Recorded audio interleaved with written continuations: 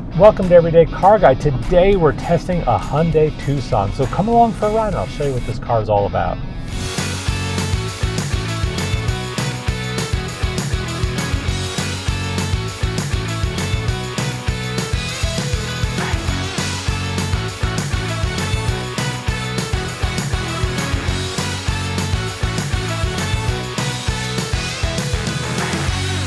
Welcome to Everyday Car Guy. Today we're looking at a Hyundai Tucson. This is a mid-size SUV, and this is kind of the base package that we rented here in Colorado.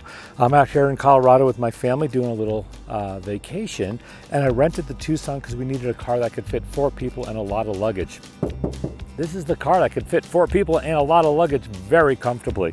We had 5 pieces of luggage in this car and backpack, so it can fit a lot. This car has a lot of great features. It has blind spot warnings in the mirrors, it has adaptive cruise control, and it has lane keeping assist, all for about $28,000. It has a lot of great features. It does come with a fabric interior, but it has seat warmers, which is fantastic. It has a lot of legroom front and back, can fit 5 people very comfortably, and has a lot of space in the trunk. It comes with alloy wheels. Matter of fact, when you look at the car, it has pretty good lines. I like the way this line works here and when it comes up here. My biggest complaint about this car, and we've been joking about it on this trip, it is really underpowered. It is a 4-cylinder in this model that only does 0 to 60 in over 10 seconds, which is really slow getting on the highway. When you step on it, you can hear the engine really winding, and it doesn't really have a passing gear. The good side of this is that it gets over 33 miles to the gallon on the highway and 26 miles to the gallon in the city. But I wish it had a little bit more power. The hybrid gets a little bit more power, and I believe you can get it in a 6-cylinder. But this is the base model. It's an SE model. It also comes with Apple AirPlay and Android. I have had a few problems with the Apple AirPlay. A couple of times it hasn't automatically turned on. A lot of cars, especially because I travel so much, I just plug and play and the Apple AirPlay comes right up. This car, I had to attach the Bluetooth with it. I call this a mid-size SUV. It's about the same size as my wife's Lincoln, so it has a lot of great features. We should take a look at the features. Some of the other things that it does come with: the door handles light up at nighttime. The back door has a button that's automatic and closes, has a light that lights up. It has a lot of great features. I do like the running lights in here. It's really pretty the way these lights are all lit up in here. It's got a kind of a good look, but again, it's nothing amazing, but it's a good looking car. Let's take a look at the back. So you come around here and there's a little latch right here. Just hit the button and it pops right up. That's got quite a bit of space back here. As you can see, you can fit, we put in 3 small bags and a large suitcase. To put the seats down, there's a little lever right here. You just pull it and the seat goes down. And on this side, there's a lever. That's quite a bit of space. They lock in. There's a lot of space back here to put stuff in here. There's also some space down here for the spare tire. Not every car has a spare tire these days. To close the lid, has a button right here. Hit that button and the back end closes all by itself. The door here, you can just lock it using your hand or unlock it. Very simple. I'm just under 6 feet tall and there is a lot of room in this car. It has a great monitor and great space. Let's check out the back seat.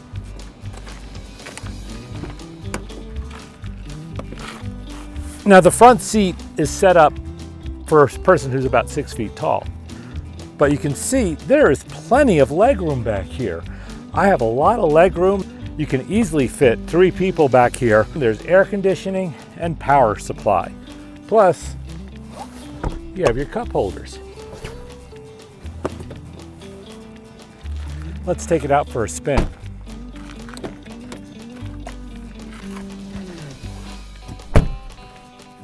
It has push button start,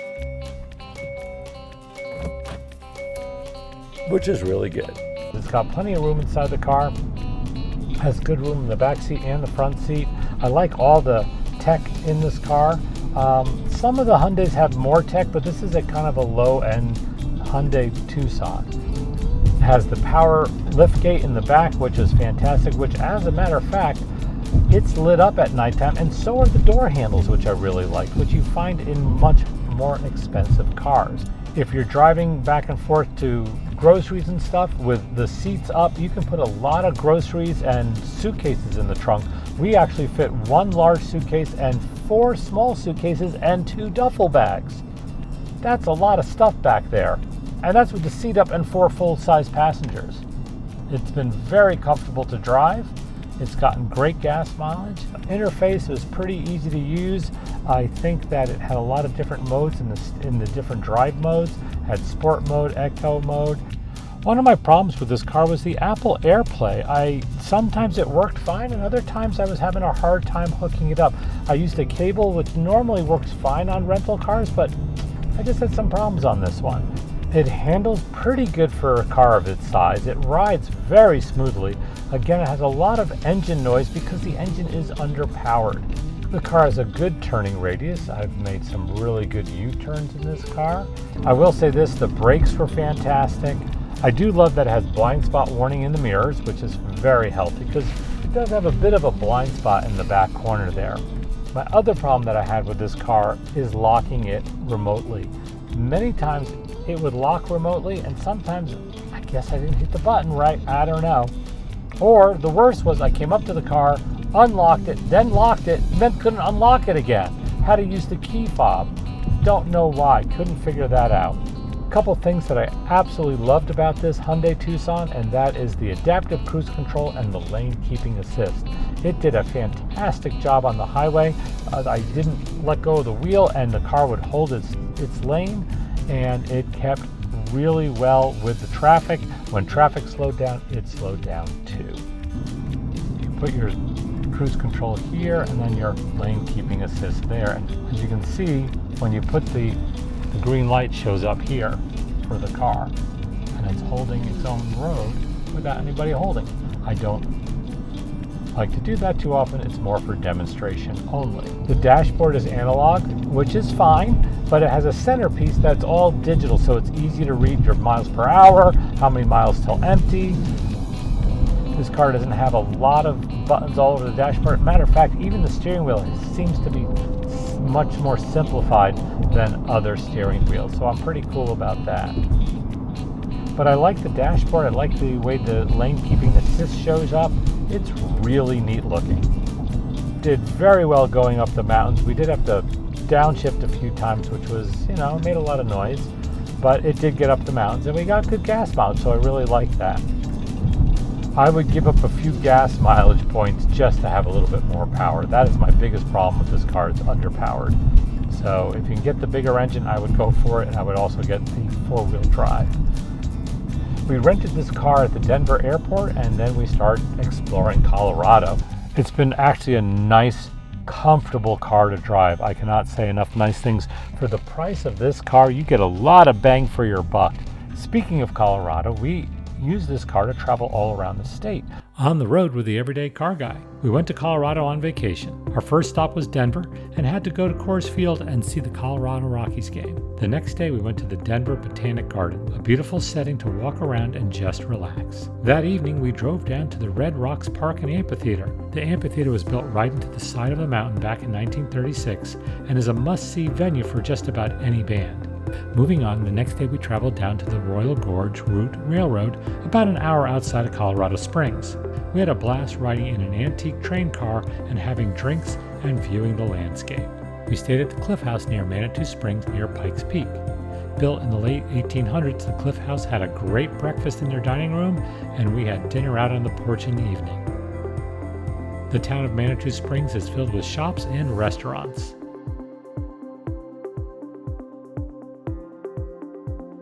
Only 10 minutes away is Garden of the Gods Park, a national landmark.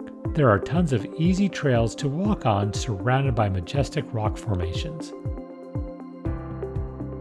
We loved it so much we came back at sunset to watch the light transition over the rock figures.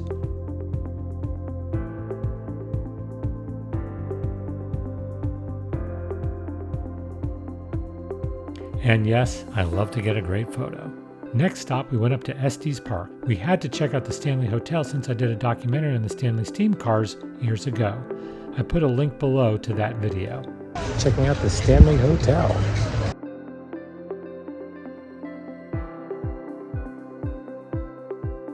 We had lunch at the Cascades restaurant located in the Stanley Hotel.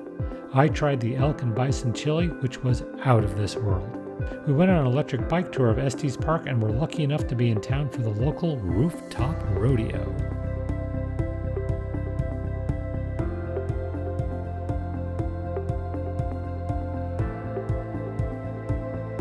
Our final stop was Boulder, Colorado, an adorable town with shops and restaurants.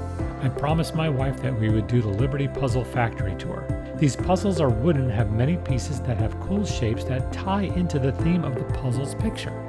One last hike, we went to Boulder Mountain Park and did a short hike with the Flatiron Mountains behind us. On the way back to the Denver airport for our last day, we stopped at Meow Wolf, an immersive experience of interactive art. It's a crazy experience in which you actually walk through the art exhibits. Fun for the young and old. All in all, Colorado has a lot to do, and it wasn't even ski season yet. It's time for the Everyday Car Guy's report card. As for comfort, the Hyundai Tucson's interior is quite nice and very comfortable. There's plenty of room front and back, and for a lower end model, I really like the dash and the center console. The Tucson rode well with 4 adults and fit all of our luggage without a problem. Where it lacks is the quality of the materials and the finish. So for comfort, I'm rating the Hyundai Tucson a B+. Now for performance. I always rate the cars on everyday use. 0 to 60 is the most important performance element since we all need to get onto highways. The Hyundai Tucson that I drove only had a 4-cylinder engine that output 187 horsepower. That only did 0 to 60 between 9 and 10 seconds. It handled well for a mid-size SUV, but it was pretty slow. Overall, its performance was just average, and therefore I'm rating the Hyundai Tucson a B-.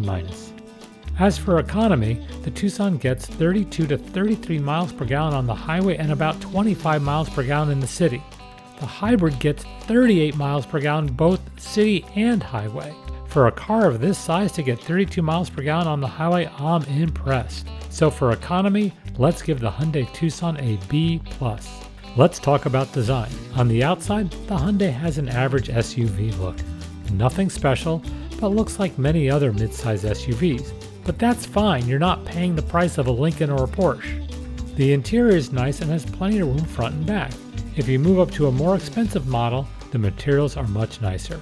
So for design, let's give the Hyundai Tucson a B+.